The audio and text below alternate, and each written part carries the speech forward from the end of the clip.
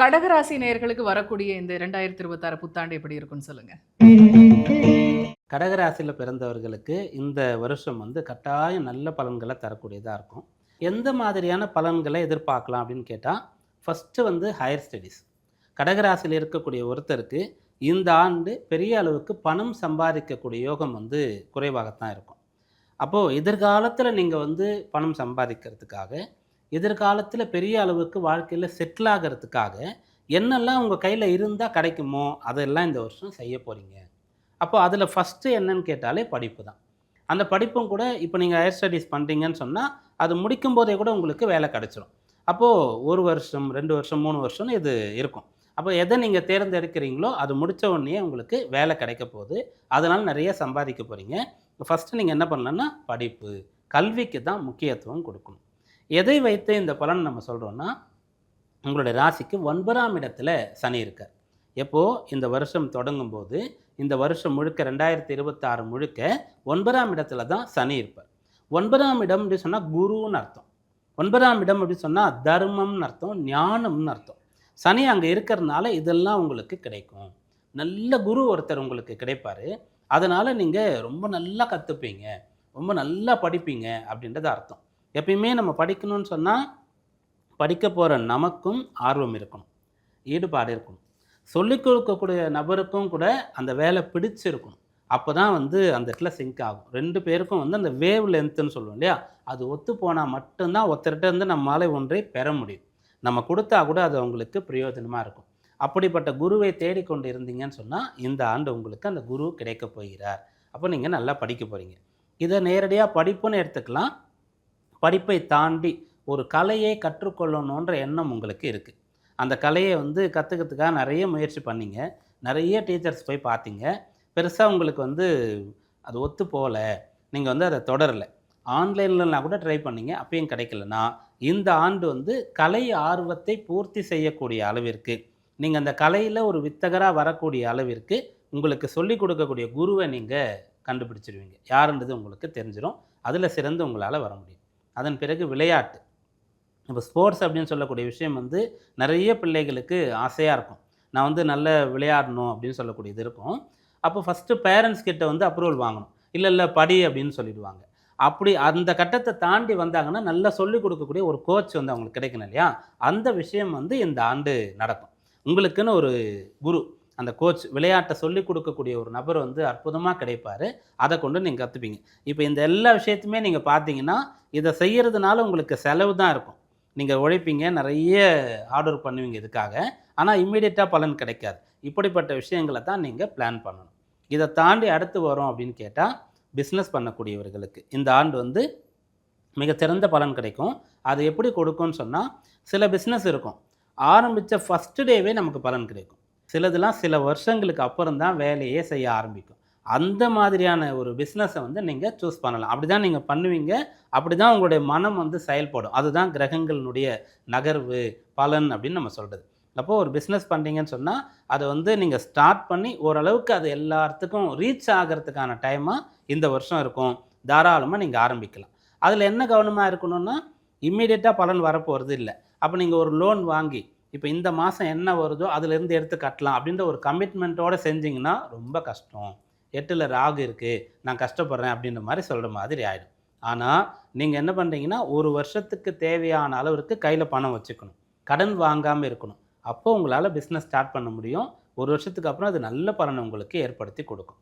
இது இந்த வருஷத்தில் உங்களுக்கு பலனாக இருக்குது. ரொம்ப நாளாக நீங்கள் இலக்கு இல்லாமல் பயணிச்சிட்ருக்கிறீங்க. எதை செய்யணுன்னே உங்களுக்கு தெரியல. அப்போது உன்னுடைய வயசில் இருக்கக்கூடியவங்களாம் செட்டில் ஆகிட்டான் அப்படின்னு பேரண்ட்ஸ் சொல்கிறாங்க, இல்லை சொந்தக்காரங்க சொல்கிறாங்க.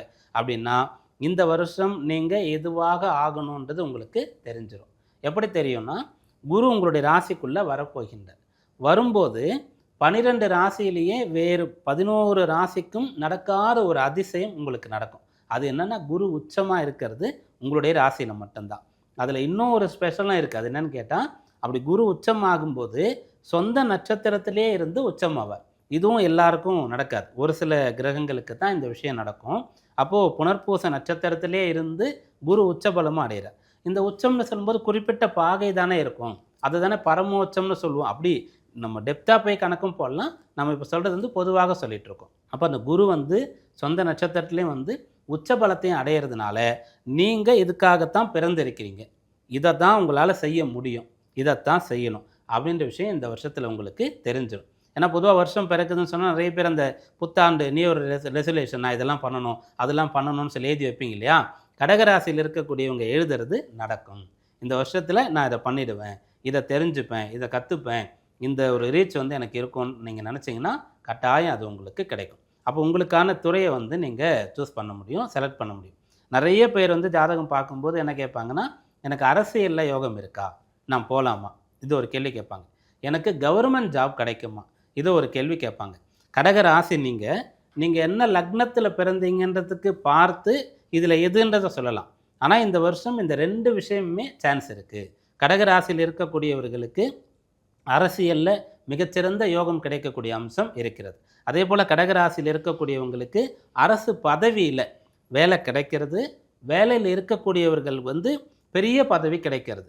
அந்த பதவி முடிஞ்ச பிறகும் கூட பணி நீட்டிப்பு செய்வாங்க இல்லையா, அந்த விஷயங்கள்லாம் கிடைக்கக்கூடிய யோகம் இந்த ஆண்டில் இருக்குது. இப்போ கடகராசியில் 3 நட்சத்திரங்கள் புனர்பூசம், பூசம், ஆயில்யம். இந்த 3 நட்சத்திரக்காரங்களுக்கும் வரக்கூடிய 2026 ஆங்கில புத்தாண்டு எப்படி இருக்குது? முதல்ல வந்து புனர்பூசம். புனர்பூசத்தில் ஒரே ஒரு பாதம் தான் கடகராசியில் இருக்கும், 4ஆம் பாதம்னு சொல்லுவோம். அந்த புனர்பூச நட்சத்திரத்தில் பிறந்தவங்களுக்கு நம்ம மேற்சொன்ன பலனில் ஒரு டீச்சர் கிடைப்பாங்கன்னு சொன்னலையா, அது வந்து ரொம்ப சிறப்பாக இருக்கும்.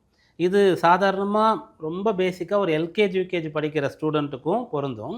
நான் பிஹெச்டி பண்ணணும், எனக்கு ஒருத்தர் வேணும், என் தீசிஸ்லாம் வந்து அவர் கொடுக்கணும், ஓகே பண்ணணும் அப்படின்னு சொல்லக்கூடியவர்களுக்கும் இது பொருந்தும். புனர்பூச நட்சத்திரத்தில் கடகராசியில் பிறந்தவர்களுக்கு இந்த வருஷம் வந்து கல்வியில் சிறந்த நிலை ஏற்படும்.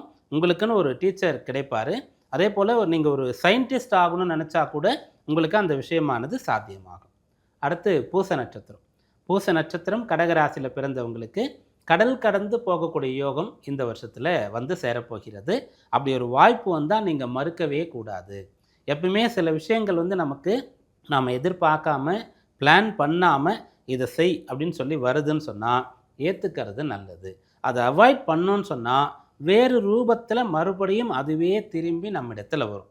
அதனால் பூச நட்சத்திரத்தில் இருக்கக்கூடியவர்களுக்கு இடம் மாறி போகணும், ஃபேமிலியை மிஸ் பண்ணணும், குடும்பத்தை விட்டு வெளியிடத்தில் போய் தங்கணும் அப்படின்ற ஒரு வாய்ப்பு வருது.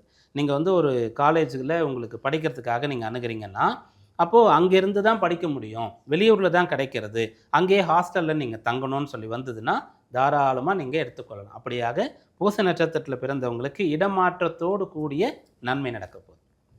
அடுத்து ஆயில்யம். ஆயில்ய நட்சத்திரம் கடகராசியில் பிறந்தவர்களுக்கு இந்த வருஷம் கிடைக்கக்கூடிய பலன் என்னன்னு சொன்னால், முதல்ல பொதுவாக கடகராசிக்கு சொன்ன பலனில் இந்த பிஸ்னஸ்ன்னு சொல்லக்கூடிய ஒன்று இருக்கிறது. நான் யார்ட்டையும் போய் கை கட்டிட்டு வேலை பார்க்க மாட்டேன், நான் என்னுடைய சுயத்தில் தான் இருப்பேன், இதை தான் பண்ணுவேன்ற எண்ணம் உங்களுக்கு இருக்குதுன்னு சொன்னால் நிறைய பேருக்கு ஆயில்யத்தில் இருக்கும். அப்படி இருக்குன்னா இந்த ஆண்டு அதற்கான பலன் கிடைக்க போகுது அப்படின்றது அர்த்தம். ஆயில்ய நட்சத்திரத்தில் பிறந்தவங்களை குடும்ப நபர்கள், உறவினர்கள் கூட பழகக்கூடியவர்கள் வந்து ரொம்ப அறிவுரை சொல்லுவாங்க.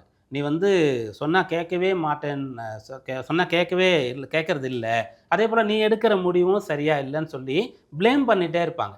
எதனால் அப்படின்னு கேட்டால், ஆயில்யம் அப்படின்னு சொன்னால் இதுக்கு சான்ஸ்கிரிட்டில் என்ன பேருனா ஆஸ்லேஷா அப்படின்றது பேராக இருக்கும். இங்கிலீஷில் ஒருத்தருக்கு வந்து இந்த மனசு சம்மந்தமாக சொல்லுவாங்க ஆஸ்லேஷன் மைண்டுன்னு சொல்லுவாங்க. அந்த வார்த்தை அங்கேருந்து தான் வந்தது. அப்போது ஒரே நிலையில் உங்களுக்கு வந்து மனசு இருக்காது. ஒரு சமயத்தில் நான் இதை படிக்க போகிறேன் அப்படின்னுவீங்க, ஒரு சமயத்தில் வேலைக்கு போகிறேன், ஒரு சமயத்தில் வேலைக்கு போகவே மாட்டேன்னு சொல்லுவீங்க இல்லையா. இந்த வருஷம் இது சரியாயிடும், உங்களுக்கான நல்ல வாய்ப்பு கிடைக்கும். 2026ன்ற ஒரு வருடத்தை மறக்க முடியாத அளவிற்கு நன்மைகள் உங்களுக்கு கிடைக்கும். கடகராசியை சேர்ந்தவங்களுக்கு இந்த 2026 ஆங்கில புத்தாண்டில் என்னென்ன பரிகாரங்கள் செய்யணும்? கடகராசி என்பவர்களுக்கான பரிகாரம் அப்படின்னு பார்க்கும்போது இந்த சிரவண விரதம்னு ஒன்று இருக்குது. நம்ம அடிக்கடி சொல்லிகிட்டு இருப்போம். விரதங்கள் அப்படின்னு சொன்னாலும் நிறைய பேருக்கு தெரிஞ்சது பௌர்ணமி, கிருத்திகை, சங்கடகர சதுர்த்தி, பிரதோஷம்லாம் இருக்கும். அதுபோல் சிரவணம்னு ஒன்று இருக்குது. இந்த விரதம்ன்றது வந்து ரொம்ப பெரிய பலன்களை தரக்கூடியதாக இருக்குது. இதை வந்து நீங்கள் கடைபிடிச்சிங்கன்னு சொன்னால் இந்த வருஷம் வந்து உங்களுக்கு அவ்வளோ உயர்வு கிடைக்க போகுது அப்படின்றது அர்த்தம். இந்த விரதத்தை எப்படி அனுஷ்டிக்கணும்னு சொன்னால் 2 வழி சொல்லியிருக்காங்க. ஒன்று வந்து இந்த நாள் முழுக்க வந்து சாப்பிடாமல் இருக்கிறது, ஒரு பொழுது இருக்கிறது, இரவு ஒரு வேளை வந்து ஆகாரம் எடுத்துக்கிறது அப்படின்ற மாதிரி அடுத்து எடுத்துகிட்டு வரலாம். உப்பு இல்லாமல் சாப்பிட்றதுன்றதை 2ஆவதாக கொடுத்துருக்காங்க. உப்பு இல்லாமல் எப்படி சாப்பிட முடியும்னு சொன்னால் ஒரு தயிர் சாதம் சாப்பிட்லாம், அதில் உப்பு போட்டுக்காமல் நம்மளால் சாப்பிட முடியும். இரவு நேரத்தில் சிற்றுண்டி நீங்கள் டிஃபன் எடுத்துக்கிறீங்கன்னா ஒரு சப்பாத்தி செஞ்சு உப்பு இல்லாமல் ஸ்வீட் ஏதாவது தொட்டுக்கிட்டு சாப்பிட்லாம். இப்படிப்பட்ட விஷயத்தை இந்த சிரவண விரதம்னு சொல்லக்கூடிய ஒன்றை அனுஷ்டித்து நீங்கள் செய்யலாம். அதற்கு அடுத்து என்ன பண்ணலான்னு சொன்னால், யானை எப்பெல்லாம் வந்து யானையை தரிசிக்கக்கூடிய பாக்கியம் உங்களுக்கு கிடைக்கிறதோ அதை வந்து நீங்கள் பார்த்துணும். கோவில் யானை இருக்கிறது, அதை போய் பார்க்குறீங்க, அதுங்கிட்ட ஆசி பெறுறீங்க. அதுபோல் வேறு எங்கெல்லாம் யானை வந்து பார்க்க முடியுமோ அதை நீங்கள் பார்க்கலாம். யானையுடைய ஒரு படத்தை வந்து நீங்கள் படிக்கிற இடத்துல, உங்களுடைய அலுவலகத்தில் கூட நீங்கள் சின்னதாக மாட்டி வச்சுக்கிட்டு அப்பப்போ பார்த்தீங்கன்னா இந்த ஆண்டு வந்து அது ஒரு அதிர்ஷ்ட குறியீடாக அதிர்ஷ்டம் தரக்கூடிய ஒரு பரிகாரமாக உங்களுக்கு அமையும்.